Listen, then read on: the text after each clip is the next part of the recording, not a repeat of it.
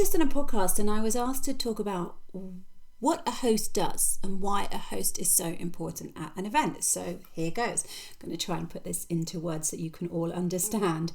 I think the host is the person who takes care of everything on the stage on the day. And at a virtual event, that means you are taking care of the audience. They are going to be looking at you the most. You are the person that is going to appear regularly in between all the sections, before and after speakers. So you need to see it as your job is to look after the audience, to reassure them, to make sure that it's the same face, it's a familiar thing to see.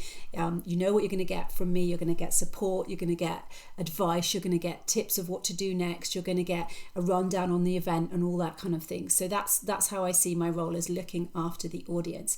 I do the introducing, I set the overall tone, the objectives, we talk about the agenda, I'm providing the context and the introductions and sort of smoothing and threading together all the different sections to make one big lovely event.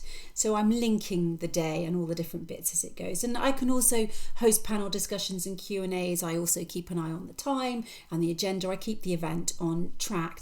I tend to have a script, yes, but I don't read from it because I want to be able to ad-lib and be confident that I can react to different things as they happen. But my script is there to keep me on course, to make sure that I'm using the language that my client wants, that kind of thing.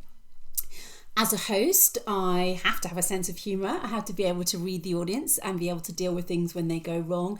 Now, even though I might not be able to see the audience in person for an event, I'm keeping an eye on the chat and all those kind of things to try and get the sense of where people are coming from and trying to understand the kind of humour and the ideology and that kind of thing behind for the people at home, so that I know who they are. I can, as much as possible, guess who they are and work out who they are, so that I can keep the tone right that matches the attendees. I will have been instructed by the client on the tone that they want, but I need to make sure that it's working, and I can know that by keeping an eye on the chat to a certain degree.